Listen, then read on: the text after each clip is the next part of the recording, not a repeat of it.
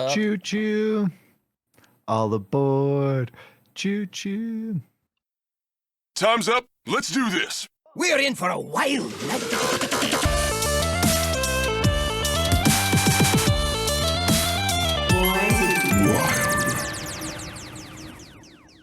Welcome everyone to episode 264 of Born to Be Wild, a wild Hearthstone podcast where we have fun, hanging out with friends, talking about the wild formats of Hearthstone, and spotlighting members of the wild community.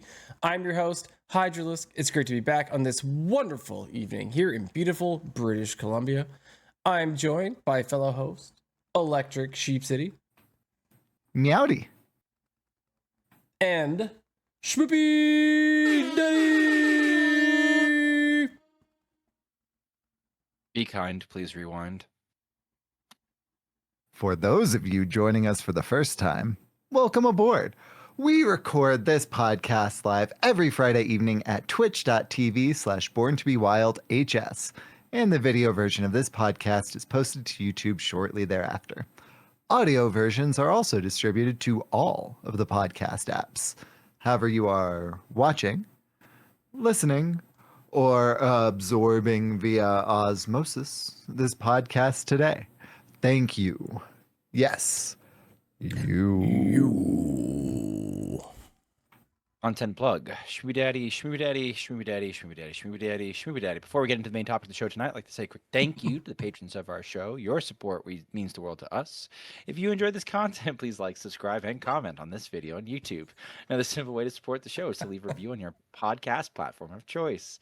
If you're watching live on Twitch, we've got some awesome emotes that you can unlock by subscribing to the channel. This is free if you use Amazon Prime.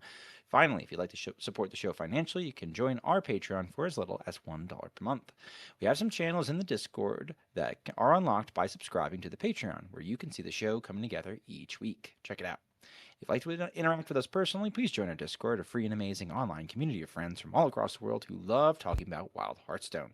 Links to all of this stuff and more, including our merch, can be found on our website, which is www.borntobewildhs.com. Hydralisk, how was your week? I had a good week. I'm getting closer and closer to whatever my end goal is for books this year. I started and finished this bad boy, The Haunting of Hill House by Shirley Jackson. I basically only read it because of the TV show, and it's nothing like the TV show. Which is kind of funny. Not even a little bit. the TV show is basically inspired by this, and they just have the same character names, but like not in the same fashion. Like the TV show is this family that lived there and like all this stuff, and they just happen to share character names from the book. The book, if you actually wanted to, by the way, the TV show is amazing. Like they built upon it, and it's super awesome. But a more accurate representation of this book is a mini series by Stephen King called Rose Red. That is like more. Basically, he wrote a screenplay for The Haunting of Hill House, and he like couldn't have the rights for it or something, and then he like renamed it Rose Red, and that is. Like if you want to watch this book on TV, you watch that. I've seen that. But movie. have you seen Rose Red? Movie. It's really good. Yeah, it's really good. It is, and yeah, that is Haunting of Hill House. Like it starts off with the kid at the beginning, and like the rocks like crash down on the house and everything. Like that's in this book, right? Like and then they go and they investigate to see like what's going on in this house and everything. Anyway, that's more of a representation of The Haunting of Hill House, but the TV show still absolutely amazing in a different direction, of course. They just build upon it and it's different.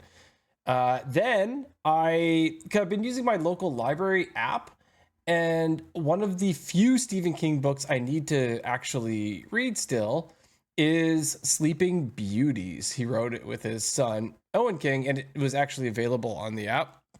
So I grabbed the audiobook, which is sweet. It's a 21-hour listen. I haven't started it yet, but I will be starting it right away. I just grabbed it because it happened to be available, which is weird because most books in the library app have like anywhere from like a 2 to 6 weeks like waiting period usually, and this one was there. I'm like, oh my gosh, I gotta take that while I can get it, because I only have like 5 of his novels left to read, and this happened to still be there. So that was cool. I mentioned last episode that I had started a new job, and which was super scary. So far, so good. The fact that it's 1.6 kilometers, aka 1 mile from my house, is super awesome. I actually forgot to grab something, and I came back at lunch and like grabbed something from my house and made it back to work, and still had time to like eat food and stuff. Wow. Yeah, it's like super. I have walked and I have drove. I've done both. Okay. It's kind of dependent on if I took a longer shower in the morning or had to make myself lunch or something, right? Like 100%. If I've got like a good 15-20 minutes, I'll straight up walk and be there in plenty of time. But if like it took a little longer and I've got like 10 minutes and I need to be there, then I'd hop in the truck and drive, because it only takes like 3 minutes to get there. The only reason it does. How good this. I'm sorry. Go ahead. The only reason it takes, actually, like, it should only take me like 2 minutes to get there, but it takes like 3 to 5, because there is an intersection where I could hit a red light. Oh wow. That's the only way that it takes longer. If it was like sidewalked most of the way, or if it was like a little dicey here or there, I could see that too being a reason why you might drive it. There is like because you go down like a steep hill, and there is a spot. It's residential, but there's a spot where the city just decided not to build sidewalks. I'm not sure why, on the hill where we would probably need them. So they just make the pedestrians walk on the road at that point. I don't know why, but that is a thing, and it's honestly not bad. I tested it out on my lunch where I could walk to my house and back in the half an hour on my lunch if I want to. I can come here and back. I would just like grab something I left in the fridge by accident. I had no time to cook something, right? But like, say my sandwich was in the fridge, I could grab it and eat it on the way back. Anyway, it's going really well. One thing that I think is neat is they want to do a 2-week review on Monday. I've never had anywhere where they're like, yeah, let's like talk after 2 weeks and see how it's going. It seems proactive, I guess. Yeah. Which is kind of cool. Also, with this company, they're also looking for feedback from me. Not necessarily it's all feedback about me, but they hired me on for a reason, because they want me to help me with the company. So they want to see, it's going to be like a 2-way street. They're going to tell me how they are viewing me, and they want me to tell them how I'm viewing them, and any improvements both ways coming Monday. So that's cool. I'll try not to stress out about it over the weekend, but I'm sure it'll go fine.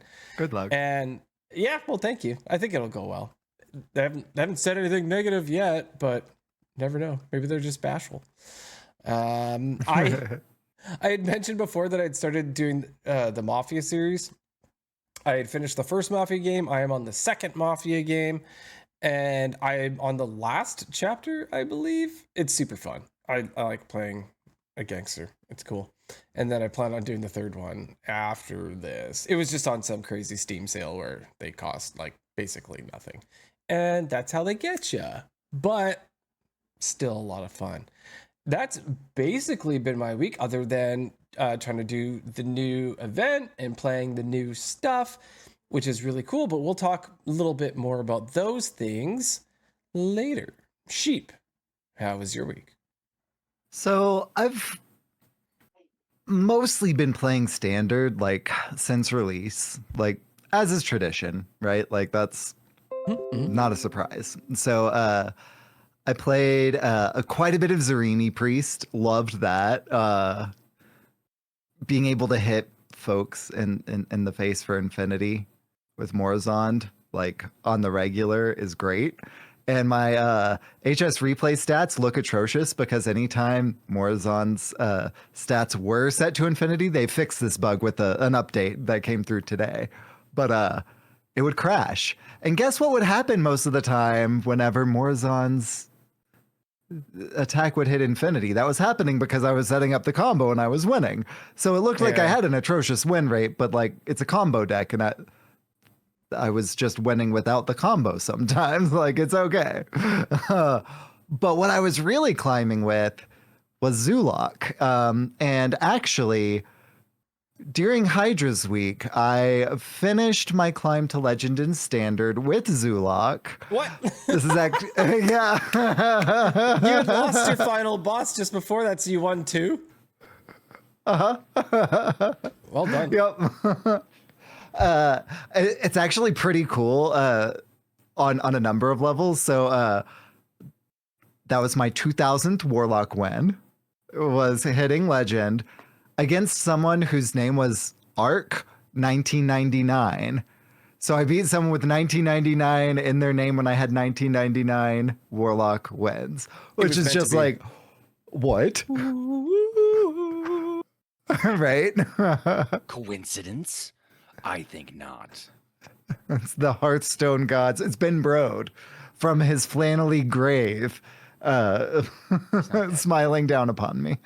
To me, he is. He's dead to me. Wow. All right. Understandable, actually. Yeah, you get it. Halloween with fam last week was great. So I was dressed as Pongo from 101 Dalmatians. My wife was Perdita, and the lamb was, as he says, baby Pongo. So the Dalmatian he was Patch, but you know, it's baby Pongo. So that was fun. And our local King Supers here, the Colorado Kroger brand, whatever. We had, like yesterday, I think it was, maybe it was day before, stuff on like super sale. And by super sale, I mean, I was picking up Halloween Squishmallows for $2 a piece. These things are typically over $30. So it was also candy, candy was in the same kind of like price cut. So I was like, all right, picked up a few of those things. So Halloween and post-Halloween funness here. Schmoopiedady, how have your weeks been, friend? Yeah, my weeks. It's been a minute. Yeah, I think the show that I didn't make that you guys did without me was like we did Trunk or Treat the same day, and like the kids were, and then we went out to dinner, which is kind of a mistake because like we really like this one place that is I mean it's a chain. It's called Yard House. That's I don't know. They're around different parts of the country. It's not like a single like mom and pop restaurant. No, it's in like a big mall. But like Right. it's down by where my wife and I now work, and it was around the Trunk or Treats, which was like, oh, okay, we're just gonna pop over for dinner at Yard House, and like it was like the longest day of my life, and I was basically stuck in traffic the entire time. Oh, no. And so when these guys were just like, we're gonna do a show tonight, I was just like, guys, I don't think I can make a podcast tonight. I'm gonna pass out. And sure enough, I passed out at like 10:15. Which would have been in the middle of recording. So like that could have been like it wouldn't have been the first time somebody has fallen asleep recording the show, but it would not have been the right scene. Right. So we're back. I'm so back. And I always start with like a Schmoopy update. My update for Schmoopy is he's big into Super Smash Brothers on the N64. Like he's like, just one day he just looked over me. He's like, Dad, I want to play Super Smash Brothers. I was like, I want to play Super Smash Brothers. I was like, yeah, sure. And so I got him up there. I got him hooked up. And so we're playing the classics because I always try to start with the oldest possible version that I have of a game. Just so that he kind of gets the similar experience that I got where like, okay, and then they have this thing and it builds up, and oh, they have this thing and it builds up, because like it's hard to go backwards. It's hard to be like brought in and then take features away and be like, well, what the heck? Why didn't they have this yet? So like I started him on like Fire Red with when it came to Pokemon, right? And like so like it's not exactly red and blue, but like it's close enough that it was like, what were you gonna say, Sheep? Go ahead. My son has been wanting to play Mario, which is him watching me play Mario 64. He just wants to watch me play Mario 64. Like he can't, control the like Switch controllers right now. But he just goes around wahoo wahoo while Mario does, and he does not like Bowser. He's scared of Bowser. So like I totally get it. Just tell him to grab him by the tail and swing him around. Mm-hmm. Right. At that age, well, maybe not that age, but like I was a watcher when I was a kid. Like I was like literally I would let's play with my babysitter's daughters because they were like they're like 10 years older than me. So I'd watch them play the games and I'd have a lot of fun. Like I've watched so much of Donkey Kong Country, it's unreal. How much of like Donkey Kong Country have I actually played? Probably not all that much. I don't even think I've beaten the game. I've watched my wife play through Donkey Kong Country and beat the game. I don't think I've even done it myself yet. But like so like I get to play him one-on-one, and we got to work on some. He's obsessed. Like we got to work on. He loves like he wants to run upstairs. I have it set up right over here. He wants to run upstairs. Your actual N64 hooked up? Yes.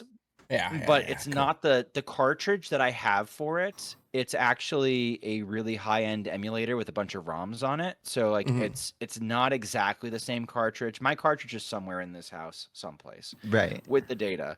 But like he had a lot of fun today. Like we were doing like, okay, we haven't unlocked Luigi on this yet. So let's unlock Luigi. Let's go do the target practice. And so him and I are like passing off, like doing practice on the target practice. It's just really cool. Yeah, his hands aren't quite big enough to work the controller. So like sometimes he tries to save himself right. And like I used to play claw too, right? So like we both like were playing claws, right? And he sometimes he goes to up B and he just B's instead because I don't think he gets the up quite timing just right. And I'm like, dude, your hands aren't quite big enough. You're gonna be fine when you finally get that down. He hasn't beaten me one-on-one yet. Like we will play for 55 minutes. Stock 5. What character does he play? He plays as Pikachu. Nice. Has to play as Pikachu. Solid choice. Pikachu, which is apparently fun to play. The best character in the game. Apparently, I looked on a tier list made by Uber nerds, and apparently, like he's the nuts. He doesn't have the downwards headbutt though.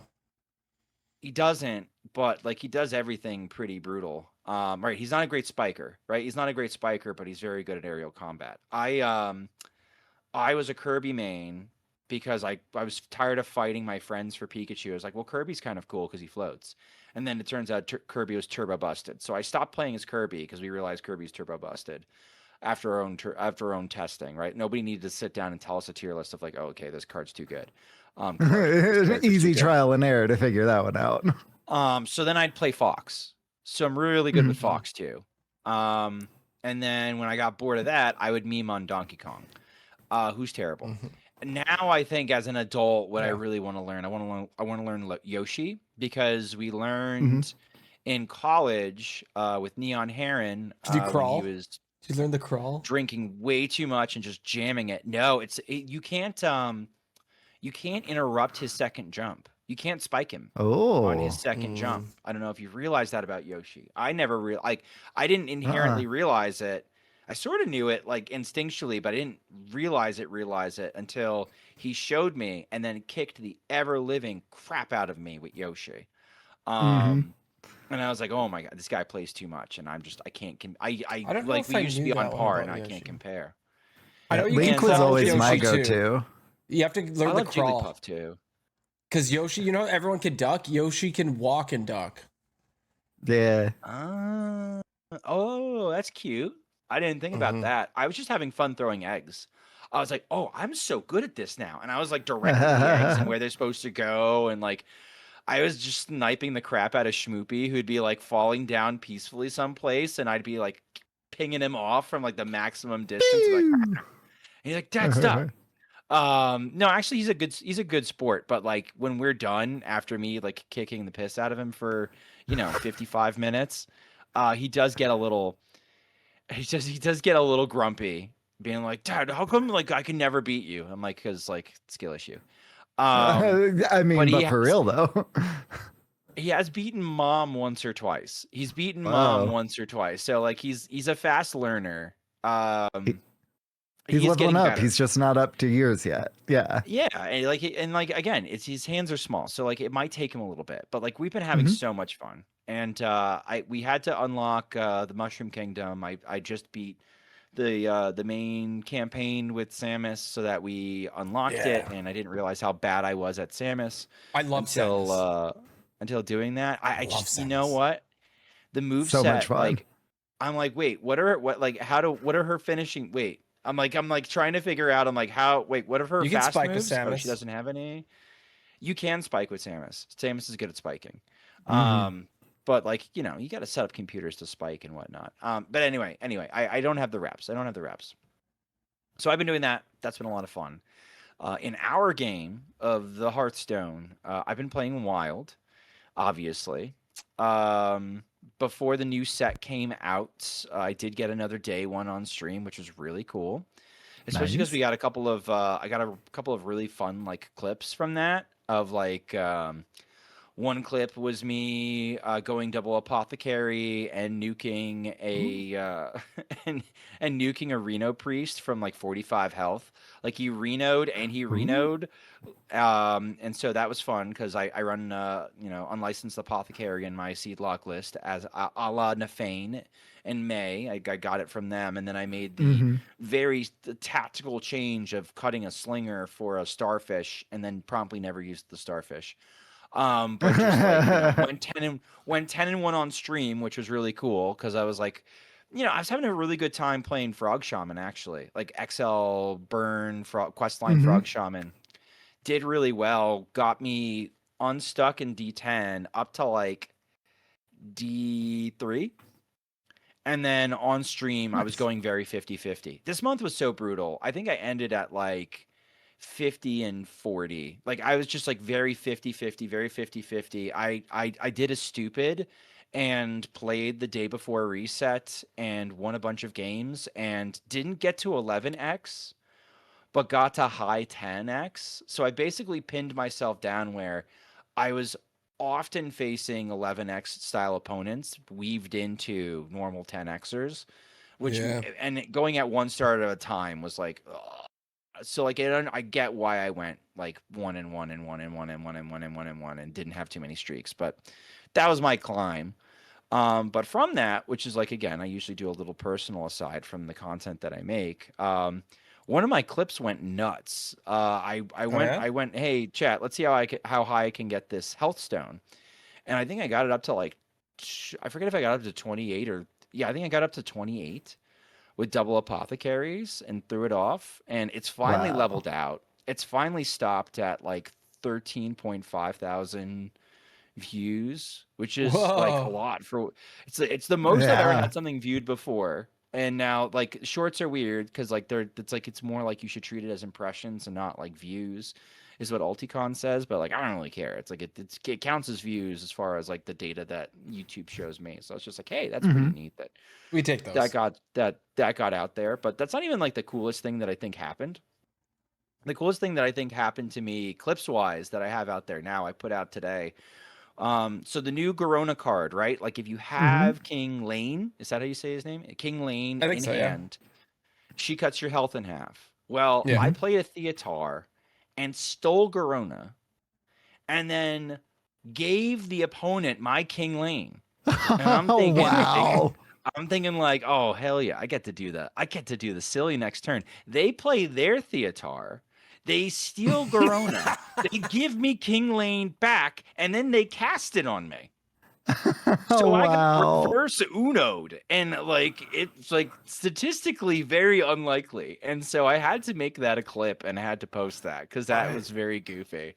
I wasn't even mad. I was mostly just like sort of I was just mostly aside myself. I was like, what is this crap? I was wondering, wait. Why are you like this, Hearthstone? Why are you like this? I was like so ready.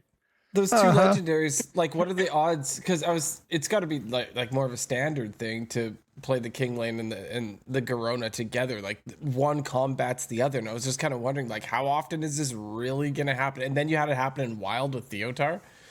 Like that's crazy. Yeah, and well, the thing is like apparently in standard, it's very common. Like weapon, they're calling it weapon rogue, which means I have to play it because it's a weapon rogue. And when weapon rogue is good in standard, I play weapon rogue in standard because I'm a degenerate. It's just funny that they printed a But apparently counter. it's very good, right? Like, right? it's just kind of funny. I mean, that they're like, Steam this might be Cleaner really also good. exists. Yeah. Don't run Steam Cleaner in your standard deck, friends. Don't do it. Don't run Steam Cleaner. These Steam Cleaners. I'm gonna edit out you saying don't run it. Okay, run it. And that's Do it. You won't. You Howard. won't. That's basically been my weeks. My afternoons are now absorbed with Super Smash Brothers, Nice. with I my love son, which is cool.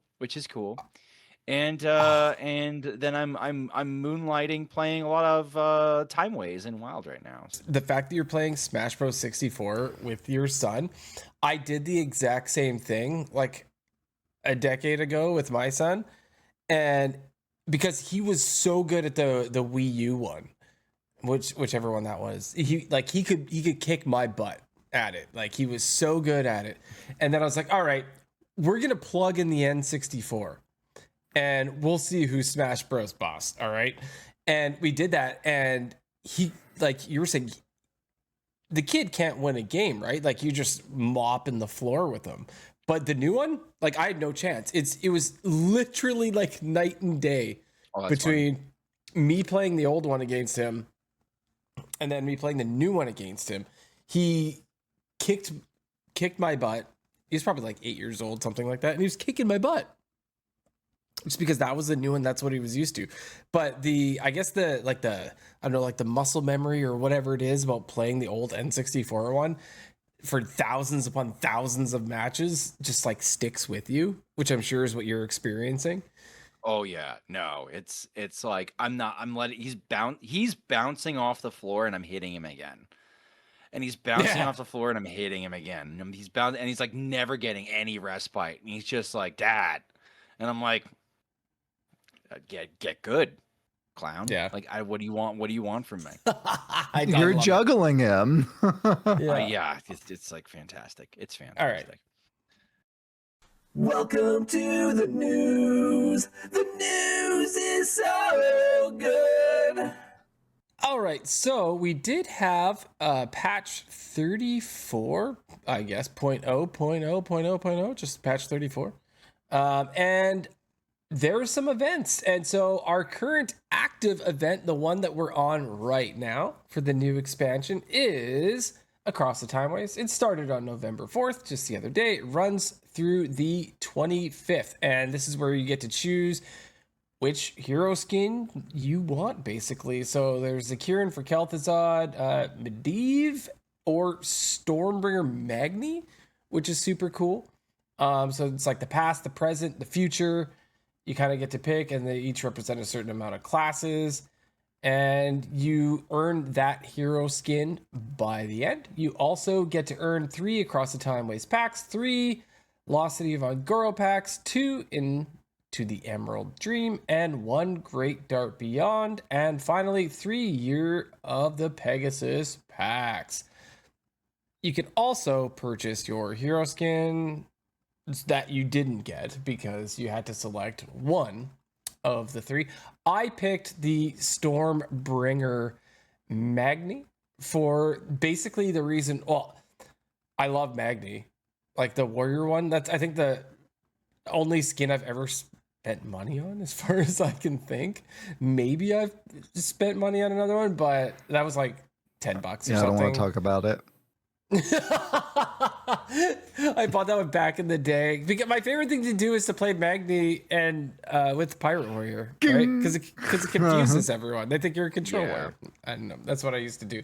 But in WoW, you can be a tank as a shaman, and that's what I used to do. I used to tank as a shaman. So when I saw this, I thought that was super cool that you could be a shaman Magni. So anyways, that's the only reason I picked it. What'd you guys pick?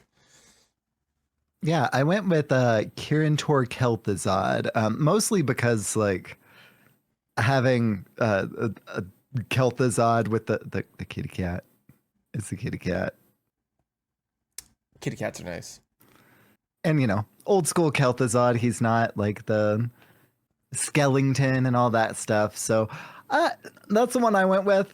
It was a really hard choice. Magni was my second choice, and I can't even remember what the other one was now, but it was also a really good one. It was Medivh, right? Yeah, it's Medivh. Yeah, Priest Medivh. Yeah.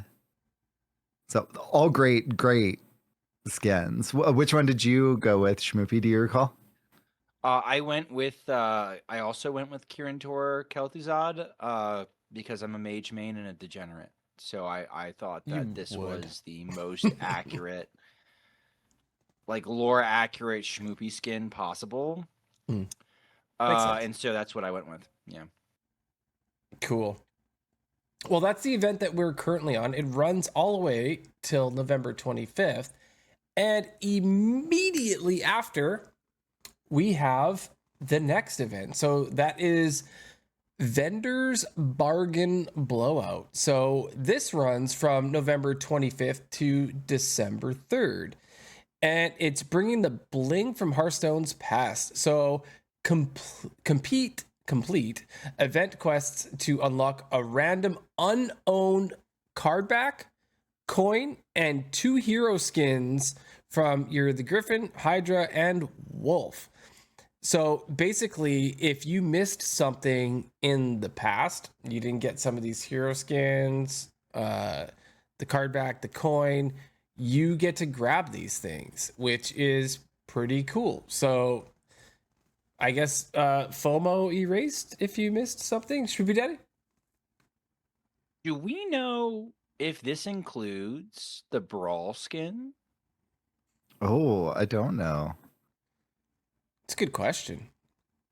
Because I know people who would like kill. I doubt it. I doubt it. Like find a man and kill the man in order to get the Brawl skin. So like I'm just putting that out there that like that'd be real interesting to find out. Yeah. No, I don't know. And if you happen to have all of any of the things, like I'm pretty sure I do for the year of the whatever the one the Brawl skin is, because I have that one. Just to rub that one in. Right. Yep. Then you'll receive a certain number of golden across the Timeways packs as a reward instead. Yeah, no number tied to it yet. But I take that a certain number. Yeah. I like that. A certain number could be 0. Well, that would be really crappy of them. I'm just kidding. 0 isn't a certain number. Is it a whole number? Or what's the number scale? What's it is a number with a hole. It is a number with a hole. Yeah. Oh my gosh. Okay. So next we have the World Championship Questline and Tavern Brawl. So in the lead up to the 2025 Hearthstone World Championships, which is the 18th of December to the 21st of December, there's going to be some fun stuff. So that's when the World Championships happening. But from November 26th to December 3rd, you can complete the legendary quest line to be a champion, and you can earn this cool card back. They call it the Champions Crest 2025, and you can also get 2 additional Across the Timeways packs. I think this card back's pretty neat. The cooler part that I think is like definitely a cool cosmetic, but the cooler part that apparently at least Sheep and I think is during that period you can jump into a tavern brawl. We've seen something like this before, where you can play a deck piloted by a past Hearthstone world champion.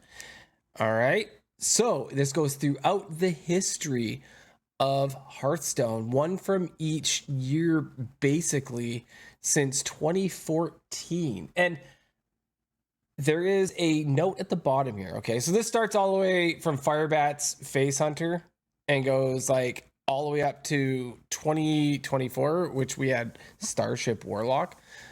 So it's 10 years worth of championship decks, and it states at the end, please note that any cards altered since the original deck was created have been restored to ensure that it plays as originally intended. So about that. Yeah, so like we've seen this. Do you remember we saw this like a couple years ago or something? And I don't think they did that the first time. Or they I think made you're all the right. cards Yeah. work the same as they used to, but this time it will. So we've got like Patron Warrior with like original. It's going to be no nerfs, all stats, everything's the exact same, all text is the same. Yeah, from 2015 Patron Warrior. We have Pavling Book Mage. Oh, yes.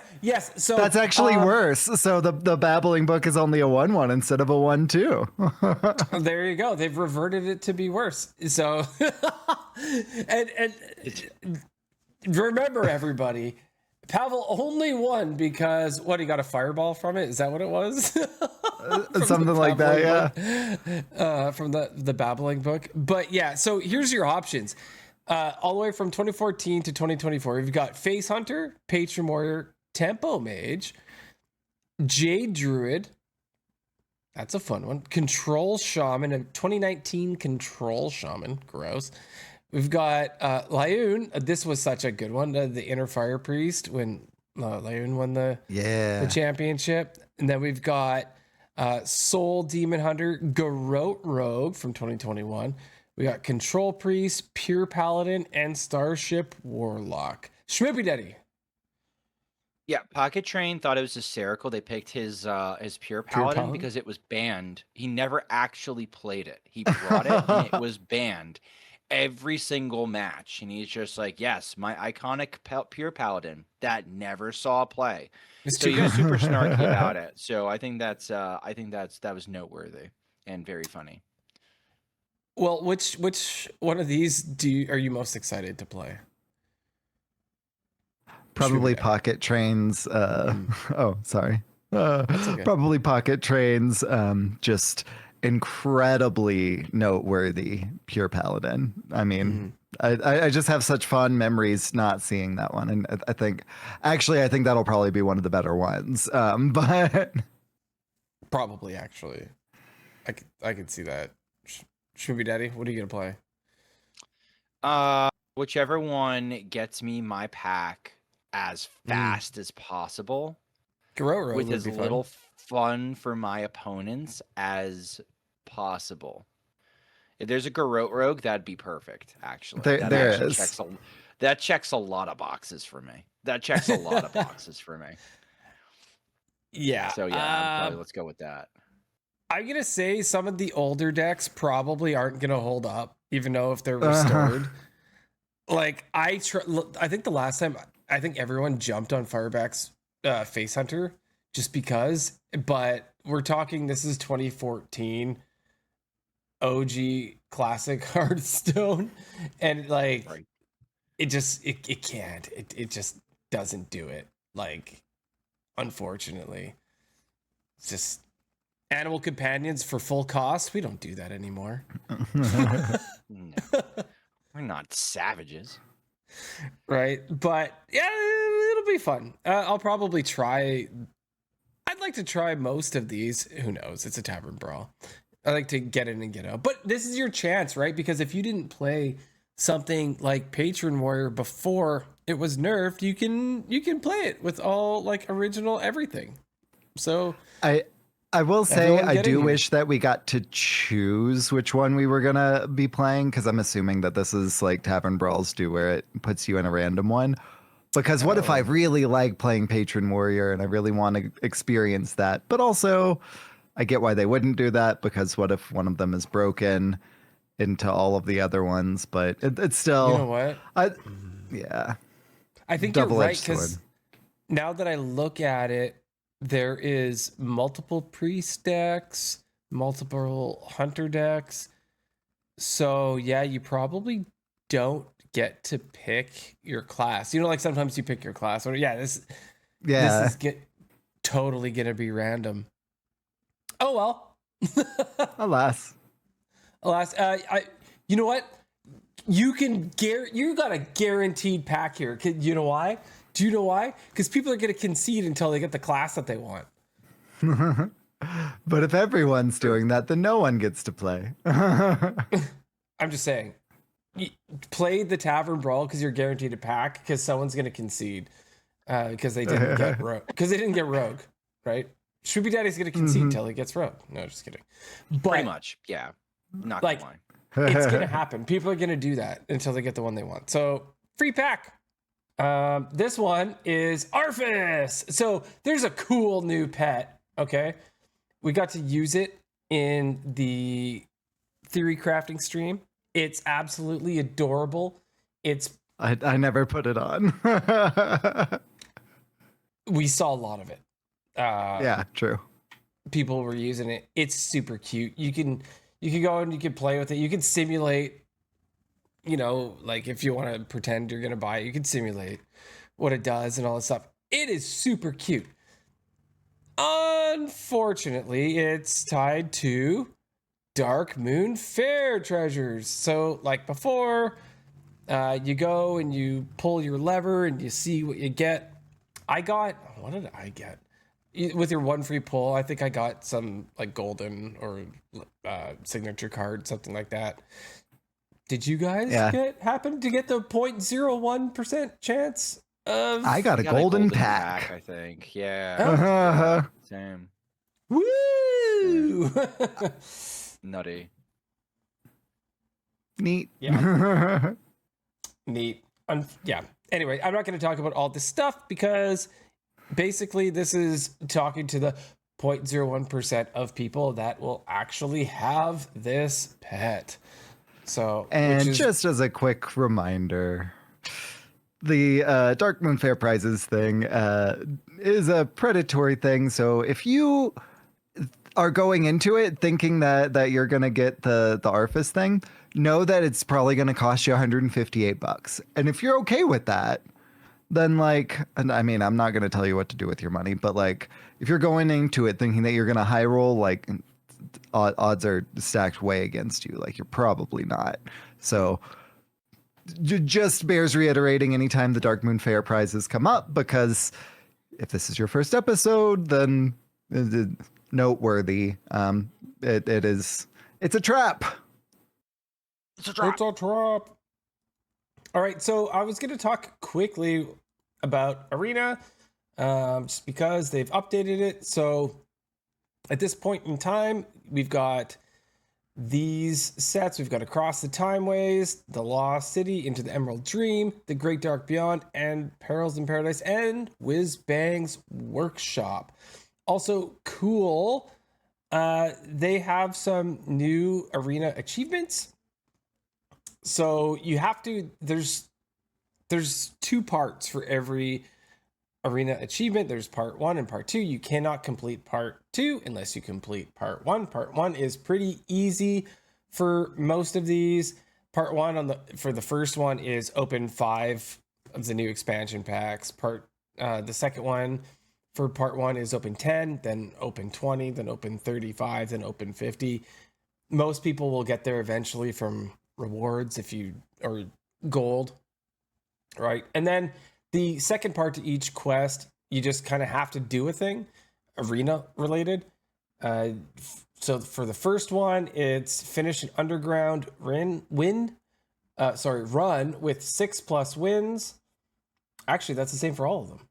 So you just need to open packs, and then you need to get more than 6 wins in underground for all of these quests. And you get 2 tavern tickets for completing all of these. So you just get to play more Arena. Does this sound doable, do you think? ElectricSheepCity? I mean, if I was heavily invested into Arena, I mean, it would probably be like a lofty goal, right? Like 6 wins an underground arena is winning the whole thing, right? Underground, no, that's halfway. Okay. So underground is halfway. Okay. Yeah, baby arena, baby arena. Baby arena, it's like 5.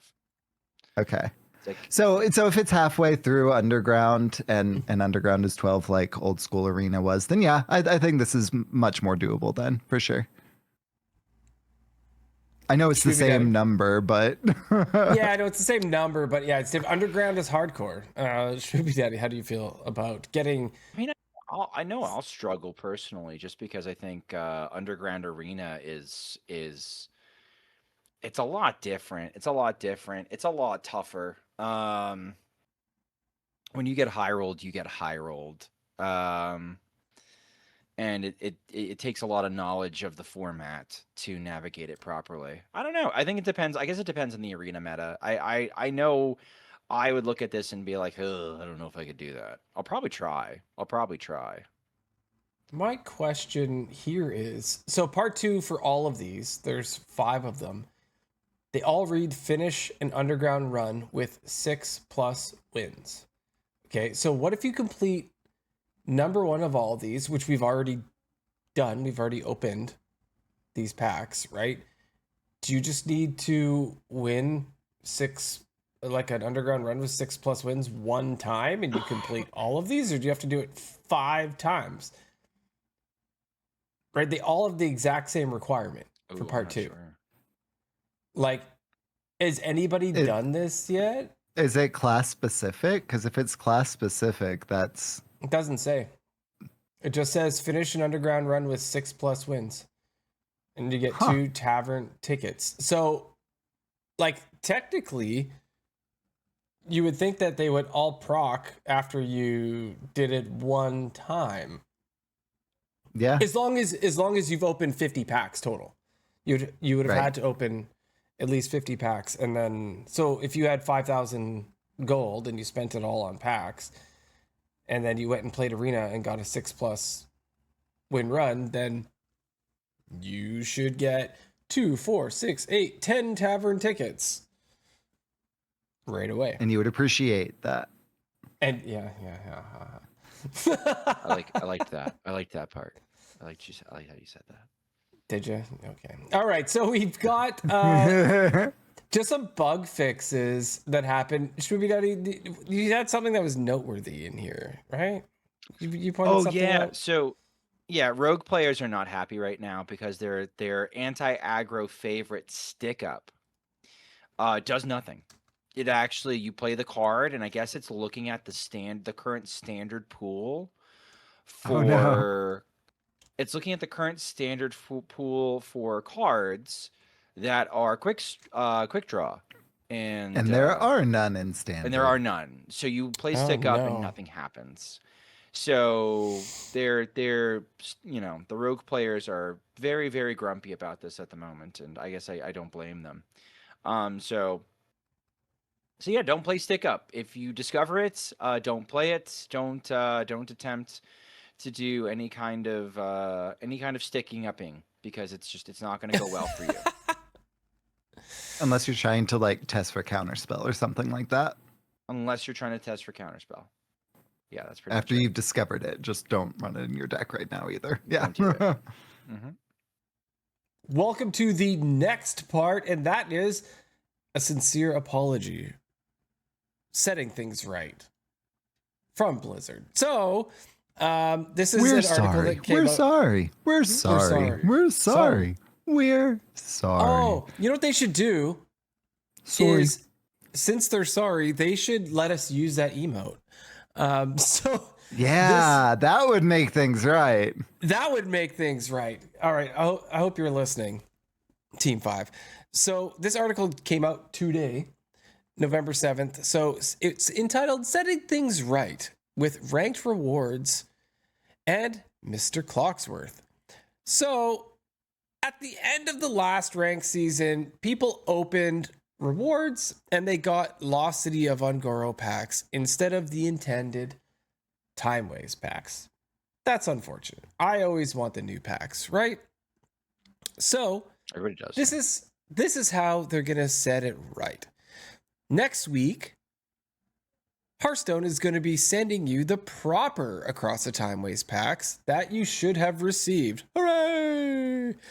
And you'll keep the Lost City of Ungoro packs you already opened. I should hope so. And take my cards back. So cool.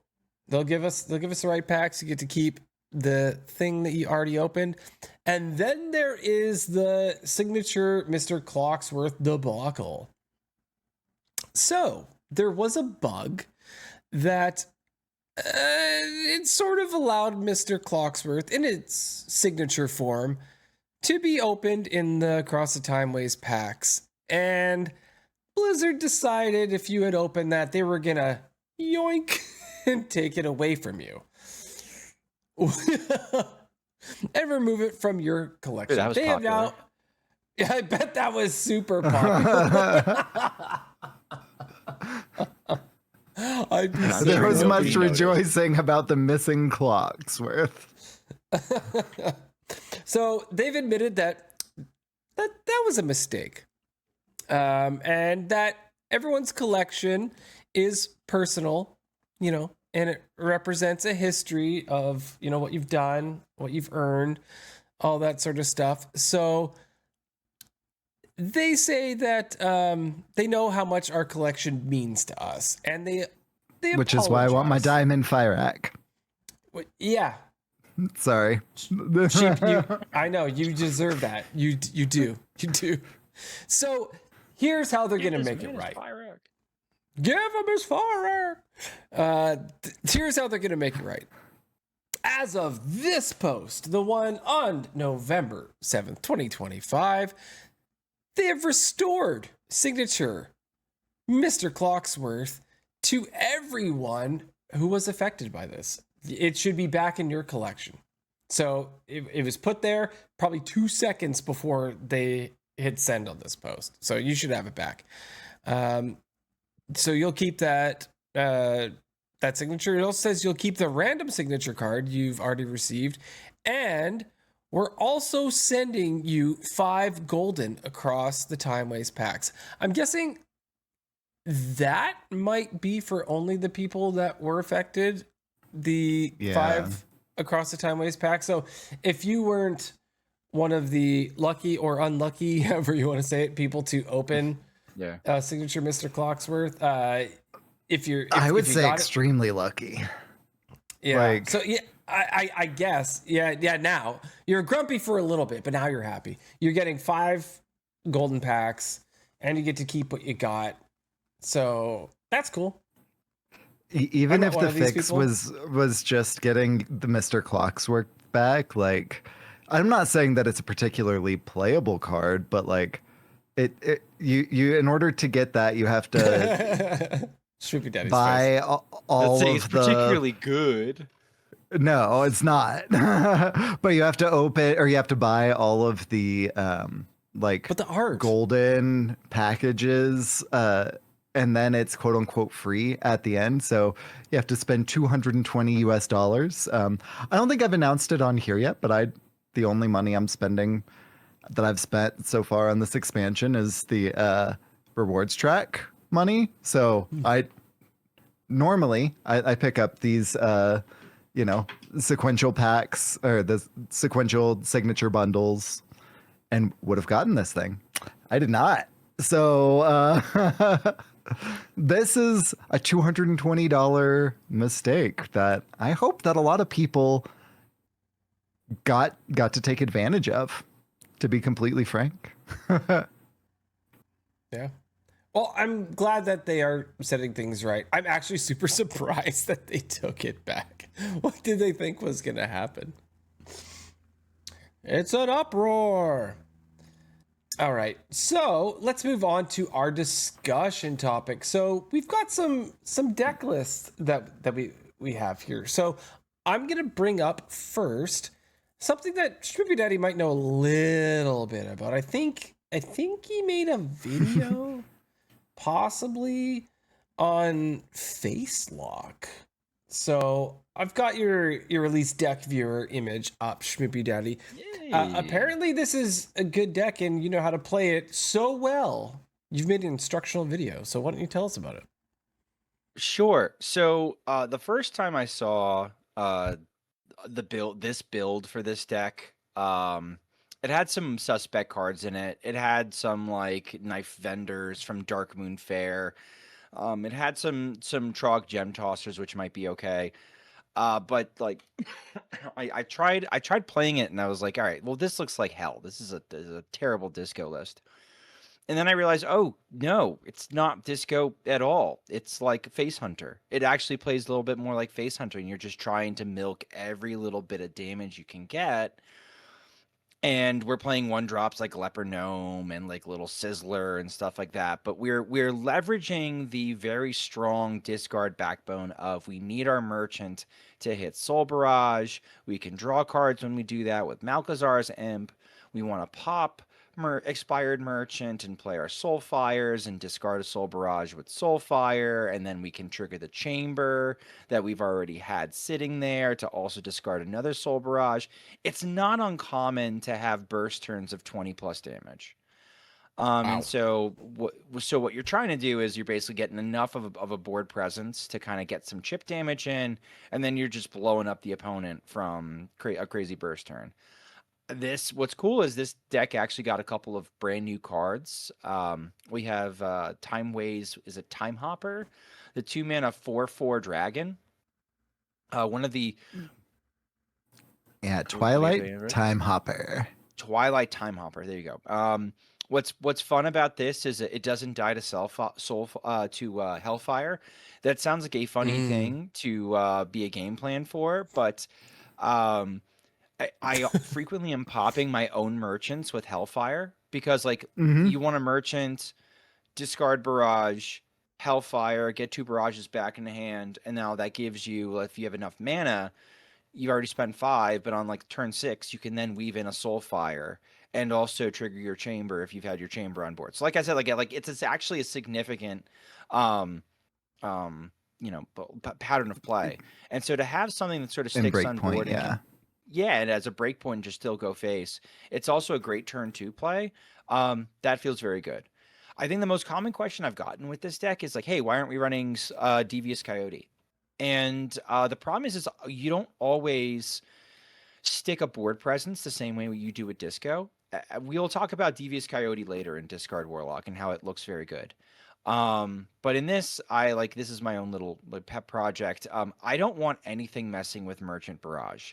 Yep. The minute I discarded Devious Coyote because I had to take the 50/50, I'm probably going to put a hole through a monitor. So I'm going to avoid that because I don't want to have to pay for one.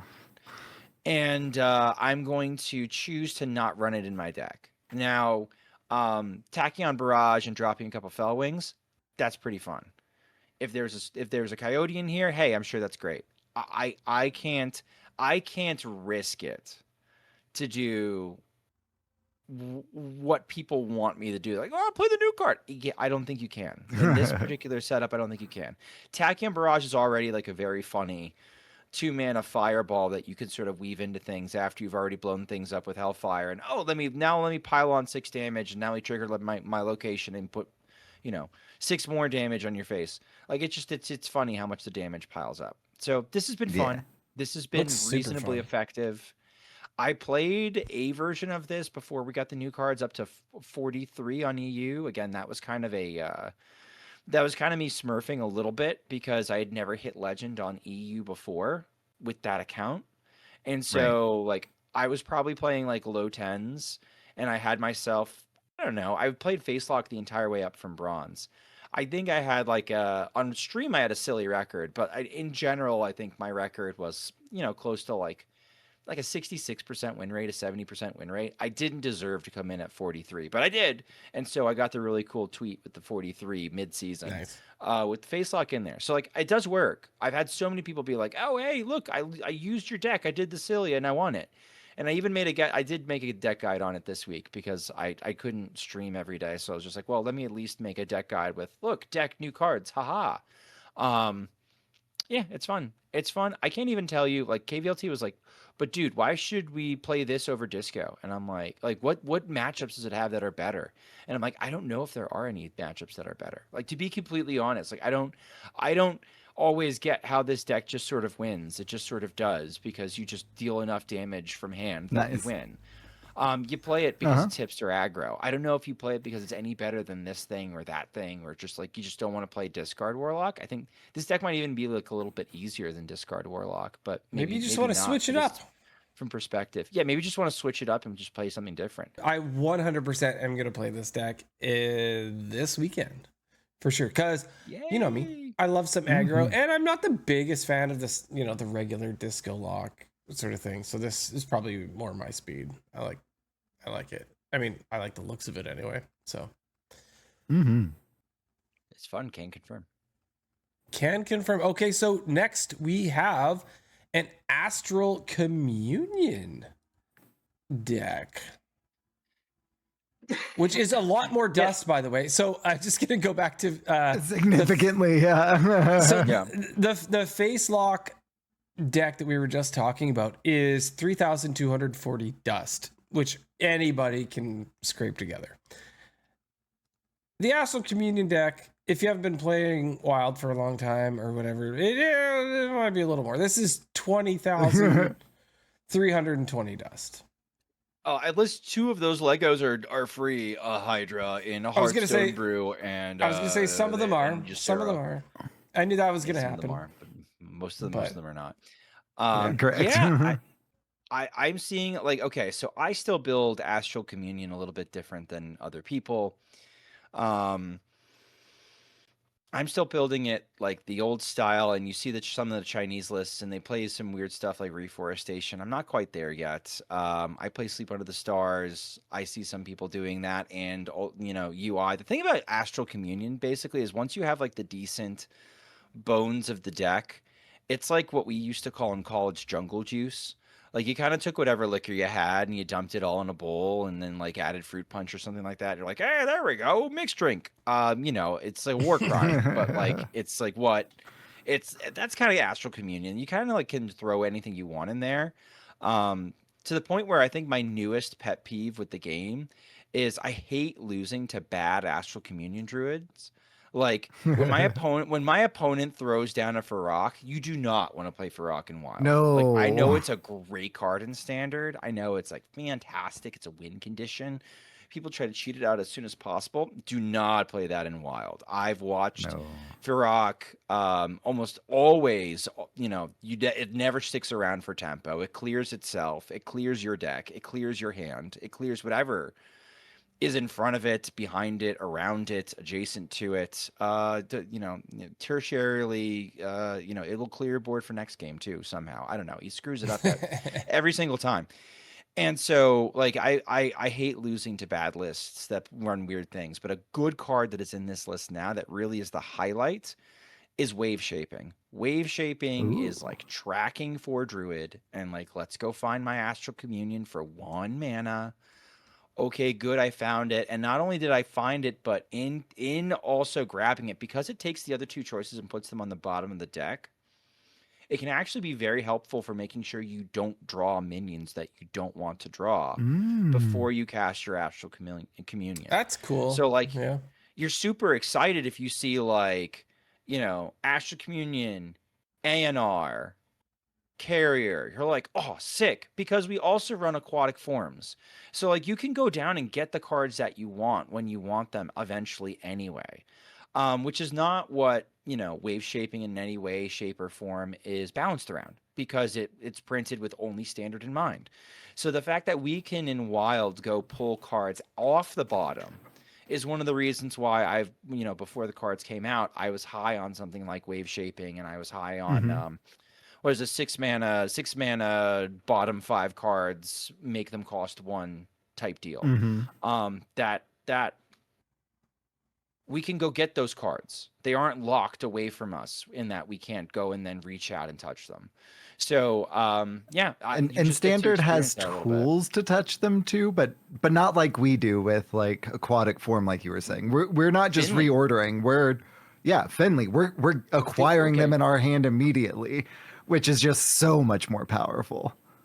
Love it. So like this is like my like turn off your brain, have some fun. Like once you do the astral communion, which you can do like if I'm sorry, I got a little cough because I think I got sick from my daughter. I mean, if you high roll astral communion, vate coin, like you can pop off turn one going, turn one. You can probably run Firac in your deck and still win at that point. And Let's still be win. real. And still win. I like trail mix personally because I like the hyper boost into your later cards if you whiff on the astral, but also it enables like, coin trail mixes, astral communion on 2. A lot of cowards run invigorate because it's a better top deck, and I understand that. Why they do that, I think it's a personal preference, and they're wrong. But that's like just go find Astral Communion. Mulligan for Astral Communion. It's really easy. It's a purple card. Is that what you do? Starts with A. Yeah, do that. Go find that, and then from there, like play the deck. It's fun. Cheap. So regarding trail mix, I really like the ones with the like bold Chex Mix in it, and then the M&Ms and the raisins. Those are my go-to, and of course the nuts. Like you have to have the nuts for it to be trail mix, right? What's your go-to? Oh, actually, I'm gonna ask some unrelated advice this time. Perfect. No eating on the pot. I think everyone knows what it is. Dad. Sorry, Millsy was dabbing us in the chat. It's all good. It's all good. Anyways, Astral Communion Druid. Super fun. Yep, Astral Communion Druid. If you don't have any of the cards, replace with your own big idiots like Neptulon or something. I don't know. Yeah, Bidiots. Just put Bidiots in the deck. It doesn't really matter. Right? 100%. Pick the biggest things that you have. Yeah.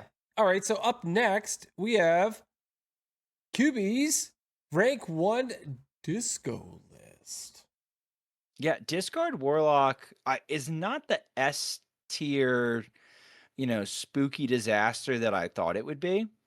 But one thing that he is doing is QB in this list is leveraging some new cards in Tachyon Barrage and Devious Coyote. So I've gotten to pull off a coin Tachyon Barrage, double Fellwing, Devious Coyote turn. It's very satisfying when that does happen. It's a lot of stats for turn 1. It's a lot of stats for turn 1. Can confirm. Sheep, I'm sure you're seeing a lot of like Zoolock type flavory things in here that are probably pretty familiar. Very. So like, like you play this like normal disco, but like also your last 25 cards are now made up of Devious Coyotes and Tachyon Barrage. Like it's just a strict upgrade over what you would normally be doing anyway. So yeah, I've played this deck. It feels very good. Some people say, oh yeah, it feels busted, feels broken. I don't know if it's S tier like I had at one point feared it would be. I think it's hard to tell because aggro players are always really slow to adopt new tools. A lot of times they just like, if their list has been working, they continue to jam their list until they can no longer win with their list, which is something silly that I've seen happen with like even Shaman players that I recognize forever. It's just like, yeah, dude, your rank's going down and you are not winning anymore. And then I start seeing new cards from them. Like, oh, that's a new adjustment this person has made. So like, QB is just like, nope, this is really silly. And since the line of the grid, I can't unsee it. Deal with it, Millsy. Deal with it. Say thank you. Say thank you for Caverns of Time. So like, yeah, I just like, busted solid deck, and this build looks really good. I know Corbett is kind of going off the deep end. He's trying Entropic, like whatever it's called, the board buff, the Mark of the Lotus for Warlock. I don't know, Sheep, if you know that one off the top of your head. Yeah, I don't recall what it's called, but it shuffles in 2 of the Shreds of Time and gives your minions +1/+1. So it's a different downside to Wicked Whispers. He's trying Ancient Totem. He's trying like Target Dummy. He's trying like it's like part cute, part not cute, not really cute. And like, but also has Coyotes and Fellwings. Like, it's just like it's a weird list. This one feels clean, and I like this one so far. I like how board bait, like the inclusion of Coyote in this one makes a lot more sense because the disco is so much more board based than your face lock is. Like anything that you're playing to the board in face lock, you're playing to the board because it can also deal face damage, right? Like Leper Gnome or the Sizzlers. Right, you kill or it with a whatever. Hellfire. It's still like it either Goes has face. Wind Fury or it's like if your board's frozen, it's like, oh, okay, and just blow up my board so I can do what I want to do, right? So Yeah. it's I like. the board is sort of like once it's done the chip damage, it's immaterial. This is a little bit more like, hey, let's go really tall on board, or let's like layer our threats for sure. Mm-hmm.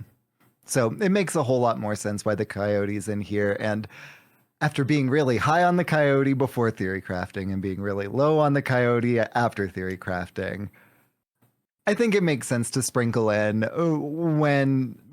when it is more board based. Like it's more situational than I thought, but it's not the like, oh my gosh, it's terrible that I was thinking right after theory crafting either, especially in standard. So makes complete sense.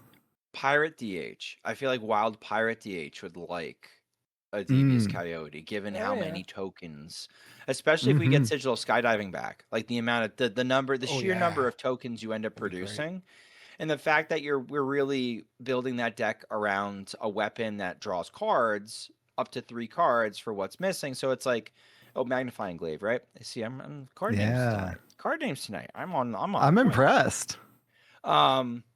Like, you want to dump as many cards as you can for Magnifying Glaive. We've even been playing like Dispose of the Evidence in Pirate DH at times in order to make Glaive better. Like, having Coyote having a 5/3 work, like when we have the, when we got the Cliffs card. See, I'm gone as Offset. The Cliffs card and the tokens, and like we make so many chargers that it's probably easy to get Coyote down.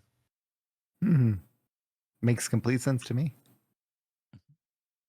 All right, well, we have one more list, but before we get into the list, do you want to talk a little bit about the conversation that was going on in Discord with TCT Phantom and Gamer Moment?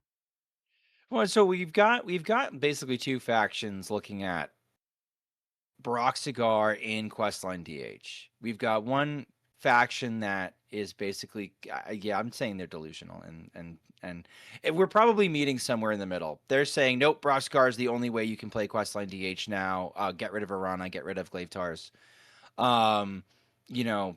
Just completely lose all of that. When I've done like sitting down with KVLT, talking through why he runs 2 Glaive Tars. He's like, it's such a good card. I can't imagine only running one of it. And then how to actually play it and how early we swing it. It's like, it's basically looking at, do we want to run Glaive Tars and Arana, or do we want to run Broxigar? And figuring out which you want to do is... Why is it an either or? Because it is.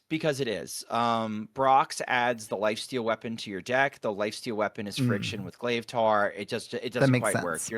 You're cutting the Glaive Tars and you're adding like a quick pick. Like you have to finagle a little bit. I did not realize that the weapon got added to the deck because we never completed Broxigar and so that was in So that was in there, right? Whether we realized it or not. And actually, what I didn't realize is I thought the weapon would be one of the worst cards added to the deck. I thought it'd be one of the bricks, and it turns out, statistically at least in the short term, it's looking very, very good against aggro. So it actually almost like make some sense where it's just like, oh, well, like maybe this version shades better towards aggro. Right now, it looks like it has higher stats versus the old, the Arana Glaive Tar way of playing it where, you're still winning with board-based stuff, but you have this Arana fatigue win con over the top versus like Reno decks.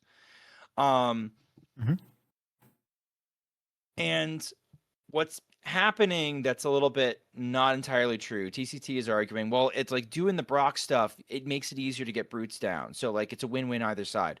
And statistically speaking, when we start looking at what are the worst cards in the list, when we start looking at some of the worst cards in the list, towards the bottom now is Zephrys the Great, and then like only a couple up are brutes. When we're cutting the glaive tars, we're actually making it harder to get our brutes down.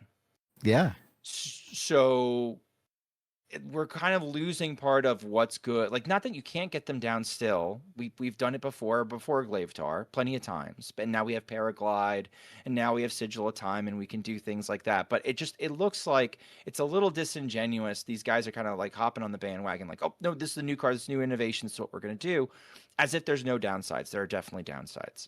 So tension right now in the community. I know that it looks like Corb wanted to share the Questline DH deck. He goes, no, this is how I want to play it now. And so he's pushed this out into the universe. Is like, nope, maybe Brox is the way.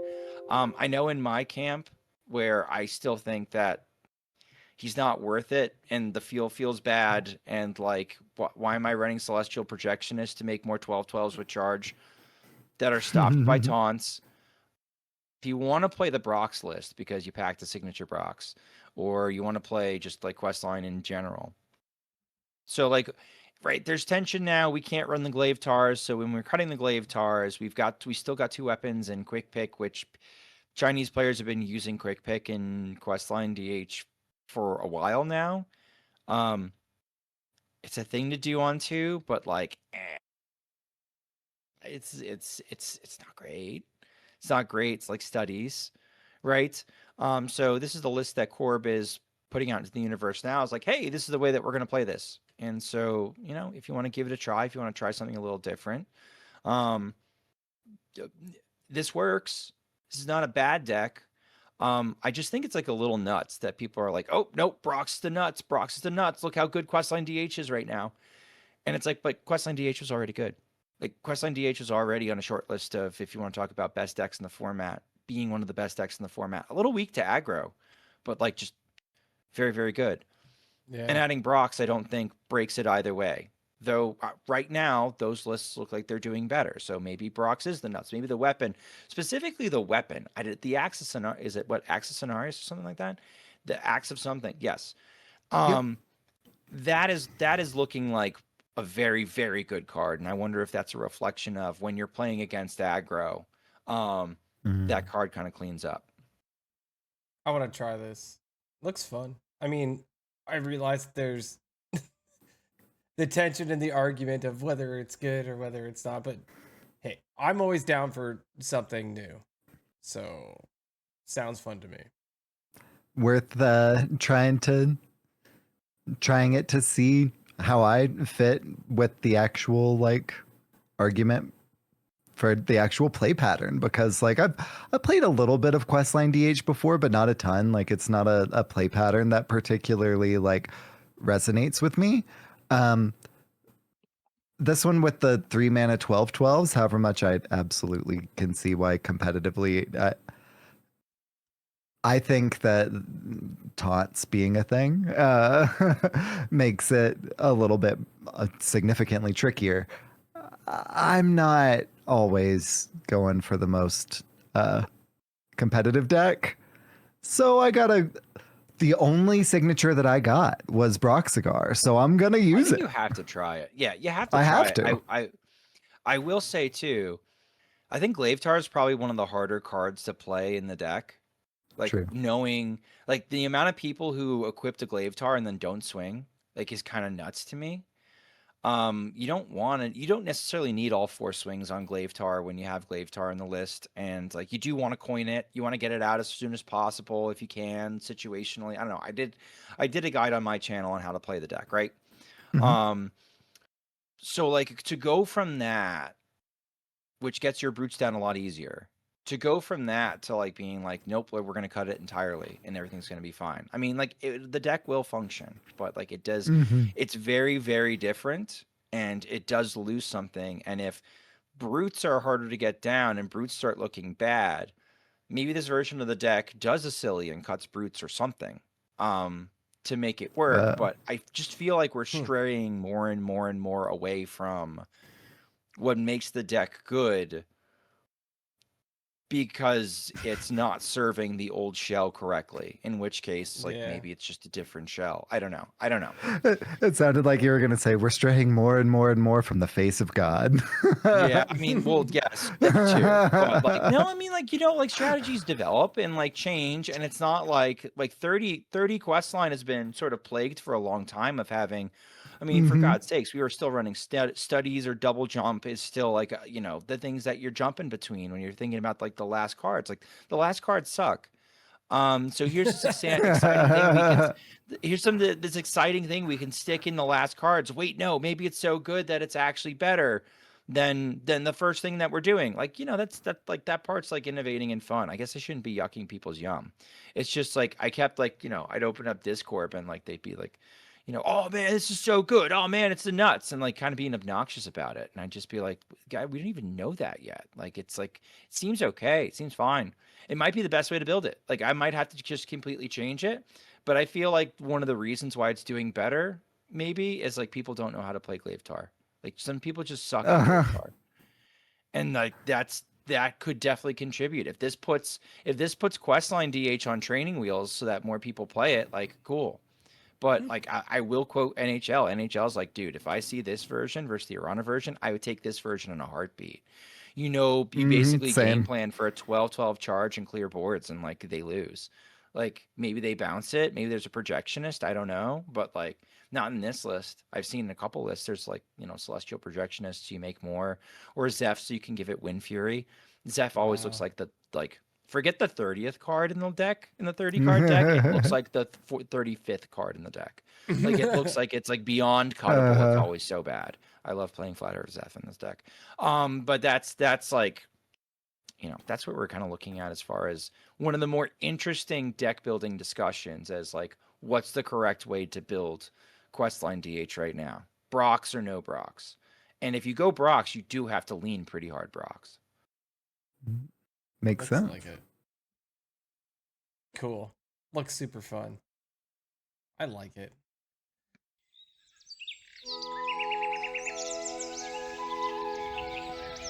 Unrelated Advice with Hydralisk.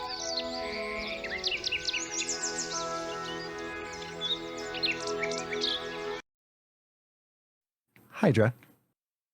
Sheep. So earlier we were talking about the iconic Druid card trail mix. And we were talking about the food trail mix as well, and some of the different kind of makeups of what I like for trail mix. I kind of broached, but if I wanted to go out and make some trail mix for my buddies, what ratio of things and what different ingredients would you put in? Oh my gosh. So trail mix has to have, for me, it has to have either raisins in it, or it has to have like the dried cranberries, right? It's got to be one or the other. And I'm not going to say both. It's got to be one or the other, guaranteed. Yeah.